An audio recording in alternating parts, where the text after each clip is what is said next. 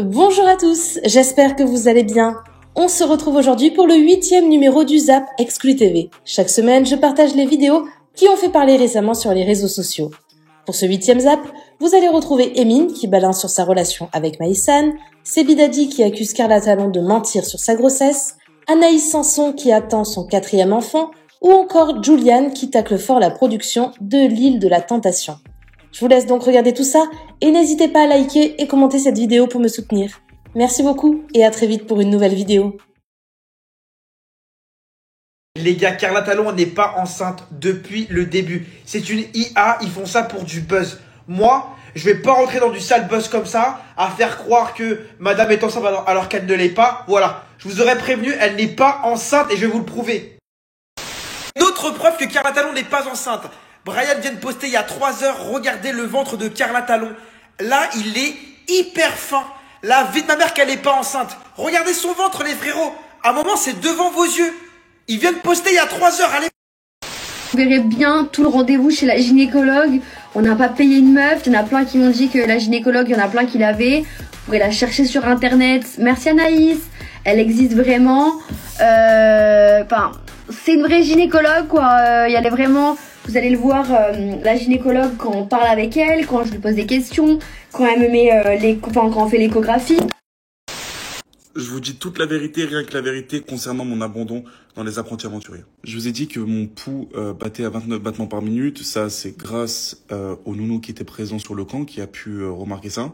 À la suite de ça, j'ai fini ma soirée de garde pour protéger le feu. Et après, j'ai réveillé Rémi. Alors, tout ça, je fais ma nuit, je suis en full bénéf, il y a Rémi qui surveille le feu, tranquille. 3 heures du matin, il y a le nounou qui débarque et qui me dit « Enzo, on va retester ton pouls pour voir si ton cœur, il est reparti. » Absolument pas. Donc, avec la médecin qui était sur le camp, il décide de m'emmener directement à l'hôpital en Thaïlande. Avec les résultats d'analyse du coup de la prise de sang, ils ont vu que j'étais complètement déshydraté. Donc, le premier truc qu'ils ont commencé à faire, c'est de m'envoyer de l'eau dans le corps. Donc, la raison pourquoi j'ai fini à l'hôpital, c'est parce qu'en fait, je souffrais de déshydratation. Je ne buvais pas assez sur le camp. Et c'est pour ça que je suis rentré totalement en bradycardie, quoi. Bref, toute la nuit, je suis surveillé par les médecins, par les infirmières. Il y a les gens de la production qui sont là. Le lendemain, réveil assez intensif. Le médecin, du coup, le cardiologue thaïlandais me dit « Monsieur Pech Chaignan, vous allez faire un test d'effort physique ». Quelques minutes après, le médecin, du coup, sort sa conclusion. Il dit que j'ai pas un cœur qui est comme les autres. Je pense que j'ai hérédité ça de mon grand-père. Il a dit exactement ça. Enzo, il a un cœur d'ours polaire. Il s'adapte à son environnement. Donc lui, le médecin thaïlandais, il voulait que je rentre dans l'aventure. Par contre, je devais boire 4 à 5 litres d'eau par jour. Le problème, c'est qu'ils ont envoyé mes tests et mes analyses au médecin français. Et le médecin français, il a dit non, c'est beaucoup trop dangereux. Même s'il reste quelques jours de tournage, on va pas prendre de risques. Et vous savez pourquoi? Je vais vous dire pourquoi. Parce que le médecin français, il savait tout simplement que c'était Kevin et Hilary qui partaient en duel. Donc, pour pas les éliminer, il a préféré me faire abandonner. Comme ça, duel annulé. C'est faux, non, je rigole.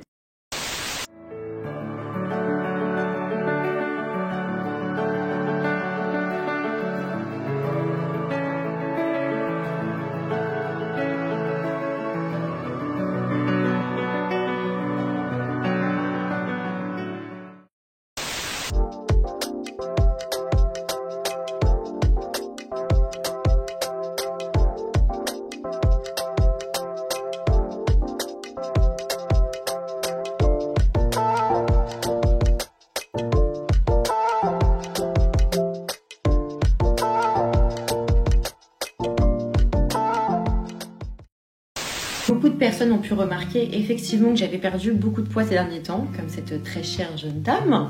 Alors j'ai perdu effectivement 17 kilos, c'est vrai que j'arrondis à 15, mais en fait c'est 17 kilos, c'est un truc que j'assume totalement, je m'en cache pas. Il y a un an, j'ai malheureusement vécu donc une dépression. J'étais dans une affaire judiciaire qui m'a pompé énormément de mon énergie et ça a fini par me mettre en dep.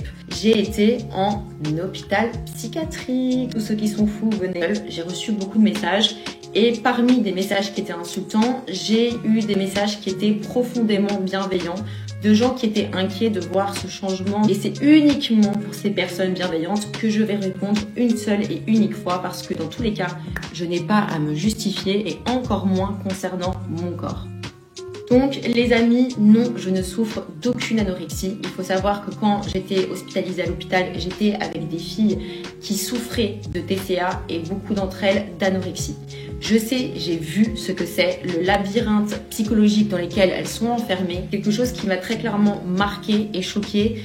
Et en aucun cas, c'est quelque chose que j'envierais ou j'encouragerais qui que ce soit à aller vers ce chemin parce que c'est un combat infernal. Y a eu un bisou premier jour. J'étais en mode, mais d'où? Moi je demande, je regardais le film. Je regardais mal, vraiment. Je demande à voir la vidéo. Et là je vois ça et je me dis, attends. Donc déjà, il fallait que je me souvienne de qui m'avait fait. En fait, c'était même pas Mélanie qui m'avait fait ce bisou-là. C'était Sherazade. Et en plus, moi j'étais choqué. Je me suis dit, oh les cons. Attends, je peux pas dire ça. Je me suis dit, oh les bâtards. Ça serait la fin du couple Émile Maïsan. En fait, c'est ni vrai ni faux, j'ai envie de dire. Ok. Ok. Parce que Maïsan et moi, ça a toujours été des hauts et des bas. Là, on est sur un bas, même sous-sol, carrément -1. On se parle plus, c'est vrai. Okay. Mais on est en bon terme, dans le sens où personne déteste personne. Ouais. Genre là, on n'arrive vraiment plus. Genre là, on est au stade où on n'arrive plus à communiquer. Okay. Pour plein de trucs différents. Donc, est-ce qu'on n'est plus ensemble? On n'a pas mis de mots là-dessus. Mais en tout cas, il n'y a pas de dialogue depuis plusieurs jours. Voilà, famille, j'espère que vous allez bien. On va parler franchement. Je vais vous demander votre avis ou de l'aide concernant ma fille Georgia. Ma fille Georgia, depuis qu'elle est née, ça arrive sur des bébés. Hein, il n'y a pas tous les bébés que c'est comme ça, mais 2 ou 3% de bébés qui naissent ont un problème avec le dodo. C'est le cas de Georgia. Donc on a tout essayé. On a même fait venir des professionnels, et pas qu'un. 2 professionnels qui sont venus pendant 1 semaine faire la routine à Georgia. Donc c'était une dame de Corse qui est venue pendant 1 semaine. Elle nous a fait la routine, etc., etc. Et elle nous a dit, j'ai rarement vu ça. C'est vrai que votre enfant est très compliqué. Ensuite, on a une deuxième qui est très très réputée et très très suivie, qui vit au Canada, qui s'est déplacée exprès du Canada pour venir 1 semaine chez nous, pareil, pour faire la routine à Georgia. Et elle a dit, j'ai rarement vu ça, c'est très compliqué. Donc, en ce moment, on entend beaucoup dire, oui, mais Paga, il dort avec sa fille, c'est pas normal, etc., etc. Je vous le promets que c'était soit je dors avec ma fille, soit je fais des nuits blanches tous les jours. On a tout essayé. Il n'y a rien qui marche. Je vous dis la vérité, il n'y a rien qui marche. De la routine, on a essayé de la coucher plus tard, plus tôt. La faire manger, pas de protéines le soir. De faire ci, pas de dessin animé le soir. La faire jouer pour qu'elle s'épuise. Le bain, le truc, le ci, le là, la lumière rouge, pas la lumière rouge. La petite, le petit son dans la chambre.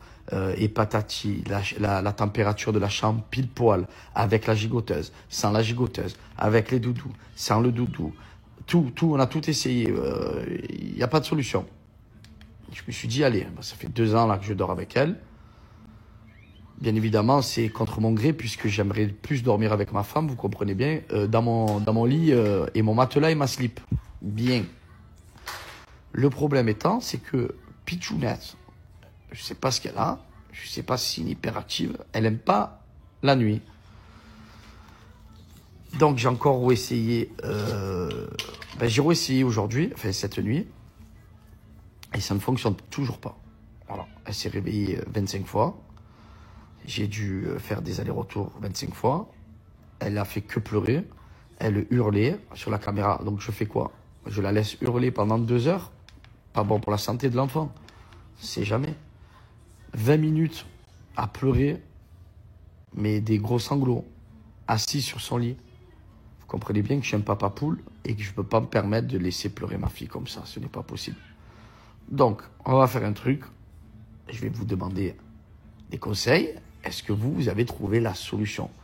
Commencez pas à me dire, moi, c'était dur, j'ai laissé pleurer ma fille. Oh, je peux pas. Je peux pas parce que elle ne se rendort pas, la mienne. Elle se lève du lit, elle se rendort pas. Je redescends, je la rendors. Il suffit que je remonte, que je me rendors. Elle se réveille. Si elle sent pas ma présence, c'est mort.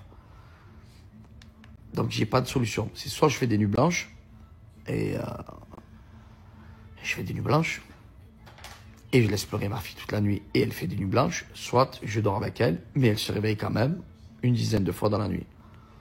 Je vais pas commencer à faire des techniques de mettre de sein, de je sais pas quoi. Je sais pas faire, et je ne contrôle pas tout ça.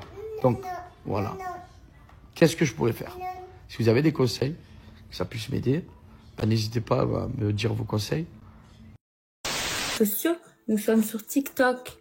Nous reprenons des trends qui existent aux États-Unis, dans tout le monde entier, et on refait tous les mêmes trends. Alors, je suis pas en train de faire des mouvements. Non, ça va. Faire des danses, je pense pas qu'il faille créditer quelqu'un, non? Ou alors s'il faut créditer les créatrices qui le font. Ah, c'est bon. Non, mais je sais pas, vous avez... Bon, franchement, je voudrais avoir l'adresse de son marabout, de son sorcier, parce que vous n'avez qu'un mot à la bouche en ce moment. Qu'elle me donne le numéro de son sorcier. Que je maraboute tout le monde. Comme ça. L'ingardium leviosa.